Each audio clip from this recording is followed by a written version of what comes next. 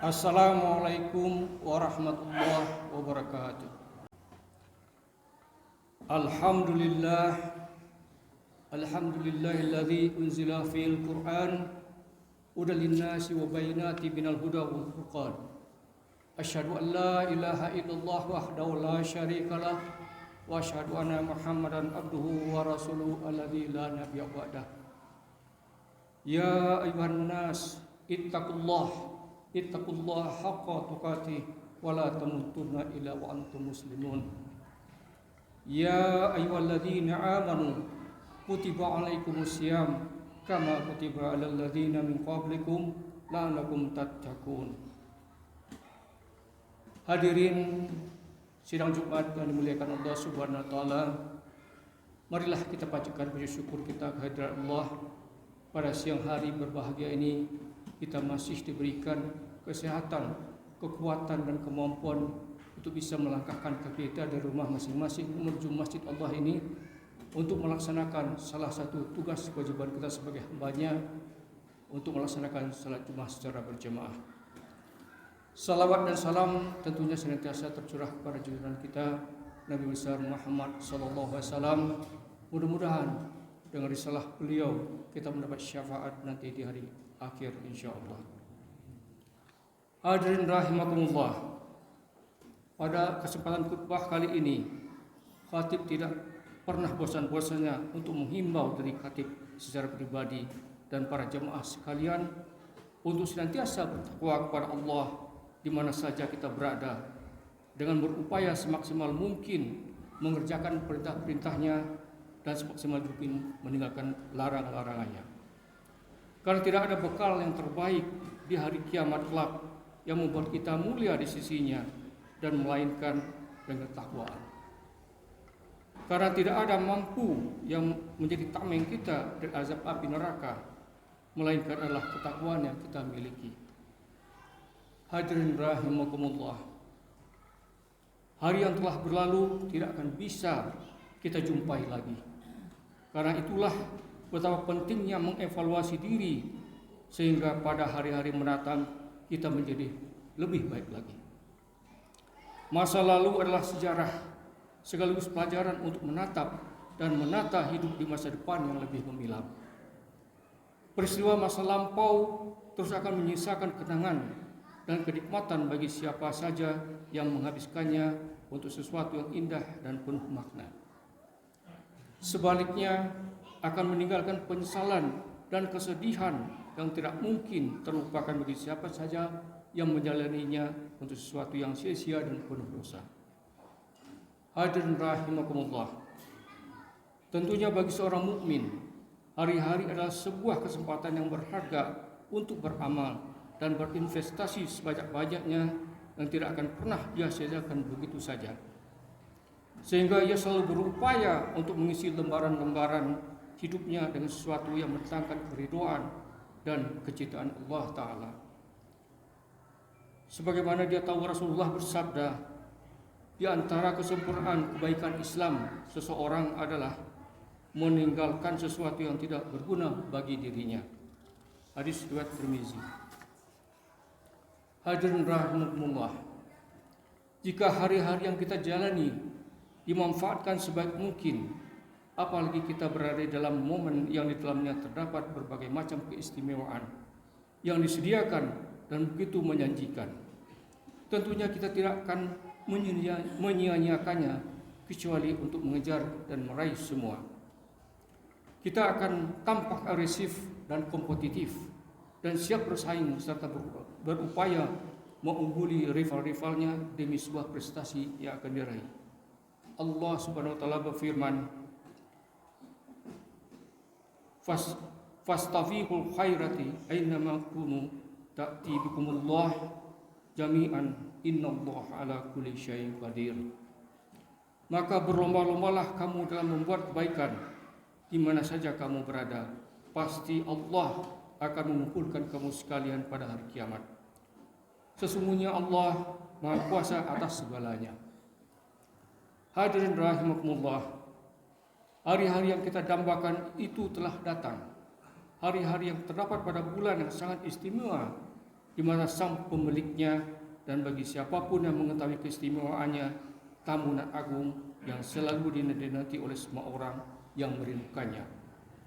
Dia adalah bulan Ramadan, bulan rahmah, bulan maghfirah, bulan berkah, bulan sabar, bulan Quran, bulan sedekah, bulan pendidikan bagi orang yang beriman, bulan dilipat gandakan pahala dari setiap amalan yang dikerjakan di dalamnya, dan masih banyak lagi nama-nama yang indah untuk yang belum disebutkan, sesuai dengan banyaknya kebaikan dan keutamaan di dalamnya. Allah Subhanahu wa taala berfirman, "Syahrul Ramadan alladzi unzila fil Qur'an hudal linnasi wa bayyinatin minal huda wal furqan." Beberapa hari yang ditentukan itu ialah bulan Ramadan, bulan yang di dalamnya diturunkan pembulaan Al-Quran sebagai petunjuk bagi manusia dan penjelasan-penjelasan mengenai petunjuk itu dan pembeda antara yang hak dan yang batil. Hadirin rahimakumullah, Rasulullah SAW pun biasanya memberi kabar gembira kepada para sahabatnya dan bersabda, "Telah datang pada kalian bulan suci Ramadan, bulan yang penuh berkah. Allah telah mewajibkan kalian berpuasa Ramadan. Pada bulan ini pintu-pintu langit dibuka dan pintu-pintu jahanam ditutup. Tangan-tangan setan dibelenggu dan di dalamnya terdapat satu malam yang lebih baik daripada 1000 bulan. Maka barang siapa yang dijauhkan, diharamkan dari kebaikannya, maka benar-benar telah dijauhkan." Hadis riwayat Nasa'i. Hadirin rahimakumullah, bagi kita kaum muslimin yang ingin meningkatkan nilai ibadah dan ketaatan kepada Allah Ta'ala, jangan membiarkan Ramadan kali ini berlalu begitu saja.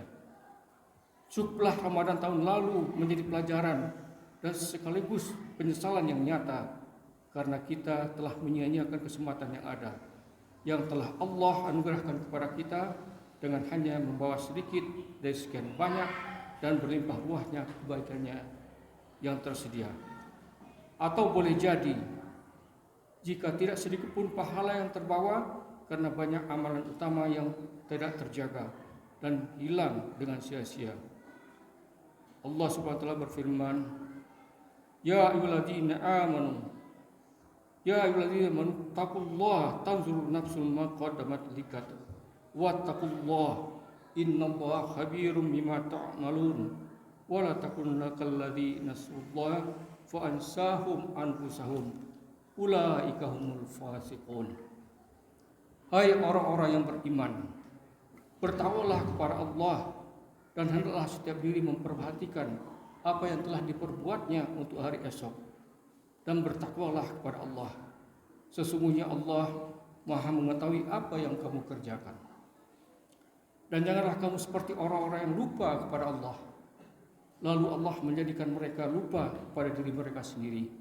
Mereka itulah orang-orang yang fasik. Masyiral muslimin yang dirahmati Allah, di bulan yang penuh berkah, rahmat dan ampunan ini, marilah kita isi dengan berbagai macam amalan kebaikan. Secara global, amal kebaikan di bulan suci ini dilipat gandakan. Jika yang dilakukan adalah satu amalan wajib, maka akan dilipat gandakan menjadi 70 kali lipat. Seandainya dilakukan di luar Ramadan, bila yang dilakukan amalan sunnah, maka dianggap amalan wajib. Sebagaimana yang dijelaskan dalam hadis dari Said bin Musayyab, Said Salman berkata, "Barang siapa yang bertakarub kepada Allah dengan satu macam kebaikan, maka sebagaimana orang yang menjalankan ibadah wajib di bulan Ramadan. Barang siapa yang mendatangi ibadah wajib, maka sama dengan orang yang menjalankan 70 ibadah wajib di bulan Ramadan." Demikianlah anugerah Allah yang diberikan kepada hambanya yang menjalankan ibadah di bulan suci Ramadan ini. Beruntung sekali mereka yang mau mengisi hari-hari nan suci dengan berbagai macam amal kebaikan, baik ibadah wajib maupun ibadah sunnah.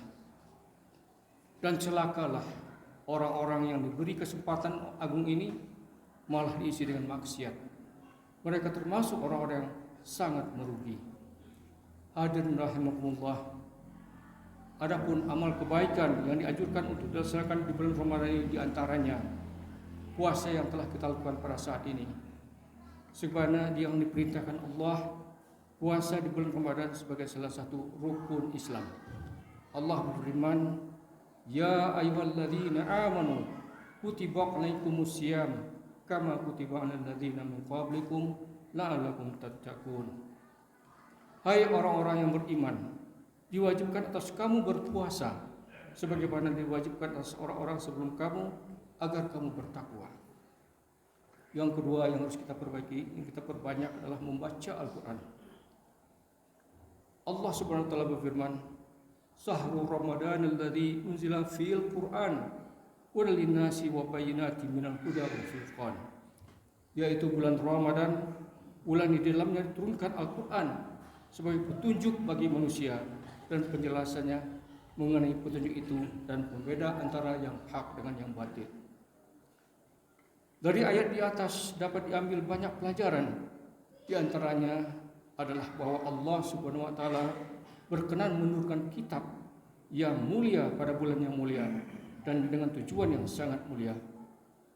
Kemuliaan Al-Quran terletak pada segala hal yang berkaitan dengannya, seperti membacanya, mendengarkannya, menghafalkannya, mentadaburi, mengamalkannya, dan mendakwahkannya, dan sebagainya.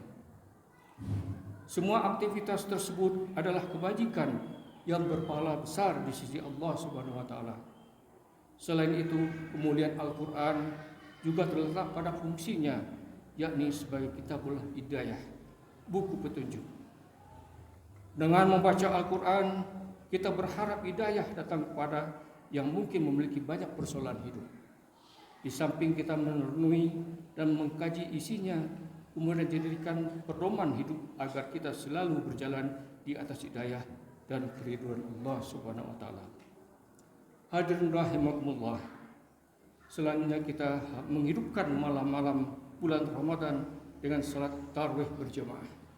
Salat tarawih disyariatkan berdasarkan hadis Aisyah radhiyallahu anha. Ia berkata, sesungguhnya Rasulullah SAW keluar pada waktu tengah malam, lalu beliau sholat di masjid, dan sholatlah beberapa orang bersama beliau. Ia di pagi hari orang memperbincangkannya. Ketika Nabi mengerjakan sholat di malam kedua, banyaklah orang yang sholat di belakang beliau. Di pagi hari berikutnya orang kembali memperbincangkan. Di malam yang ketiga, jumlah jamaah yang di dalam masjid bertambah banyak. Lalu Rasulullah SAW keluar dan melaksanakan sholatnya. Pada malam keempat, masjid tak mampu lagi menampung jamaah, sehingga Rasulullah hanya keluar untuk melaksanakan sholat subuh. Tatkala selesai sholat subuh, beliau menghadap kepada jamaah kaum muslimin, kemudian membaca syahadat dan bersabda, sesungguhnya kedudukan kalian tidaklah sama bagiku. Aku merasa khawatir ibadah ini diwajibkan kepada kalian, lalu kalian tidak sanggup melaksanakannya. Hadis riwayat Bukhari Muslim. Yang keempat, kita harus menghidupkan malam Lailatul Qadar. Ia adalah malam yang lebih baik daripada 1000 bulan, dan tidak ada Lailatul Qadar, dan pendapat yang paling kuat bahwa ia terjadi di 10 hari terakhir bulan Ramadan. Terlebih lagi pada malam-malam ganjil, yaitu malam 21, 23, 25, 27, dan 29. Allah Subhanahu wa taala berfirman, Lailatul Qadri khairum min alfi syahr. Malam kemuliaan itu lebih baik pada 1000 bulan. Malam itu adalah pelebur dosa-dosa di masa lalu. Rasulullah pun sallallahu alaihi wasallam bersabda, dan barang siapa yang beribadah pada bulan Lailatul Qadar semata-mata karena iman dan mengharapkan pahala dari Allah Subhanahu wa taala, niscaya diampuni dosa-dosanya yang terdahulu. Menghidupkan Lailatul Qadar adalah dengan memperbanyak salat malam, membaca Al-Quran, zikir, berdoa, membaca salawat. Aisyah radhiyallahu anha pernah berkata, aku bertanya, wahai Rasulullah, jika aku mendapatkan Lailatul Qadar, maka apa yang harus kukatakan? Beliau menjawab, bacalah Ya Allah, sesungguhnya Engkau Maha Pengampun yang suka mengampuni, ampunilah aku. Yang kelima, memperbanyak sedekah. Rasulullah SAW adalah orang yang paling pemurah, dan beliau lebih pemurah lagi di bulan Ramadan. Hal ini berdasarkan riwayat Ibnu Abbas, ia berkata, Rasulullah SAW adalah manusia yang paling pemurah, dan beliau lebih murah lagi di bulan saat Jibril menemui beliau. Hadis riwayat Bukhari. Hadirin rahimakumullah, mudah-mudahan apa yang saya sampaikan ini, semoga yang singkat ini bisa menjadi renungan dan motivasi bagi kita semua untuk menjadikan Ramadan ini menjadi lebih berarti dan penuh berkah ilahi. Barakallahu li wa lakum al-Qur'anil azim wa nafa'ani wa iyyakum bima fihi minal ayati wa dzikril hakim wa taqabbala minni wa lakum tilawatahu innahu was-sami'ul alim.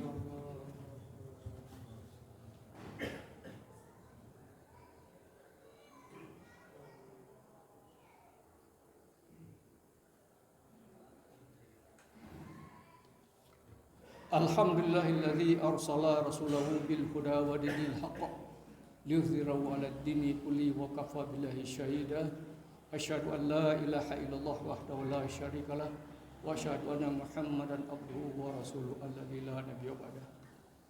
Hadirin yang dimuliakan Allah Subhanahu wa taala, untuk melengkapi khutbah yang kedua, marilah kita sejenak tundukkan hati dan kepala kita untuk bisa kita berbelajar kepada Allah. Mudah-mudahan Allah Subhanahu wa taala mengijabah apa yang kita sampaikan.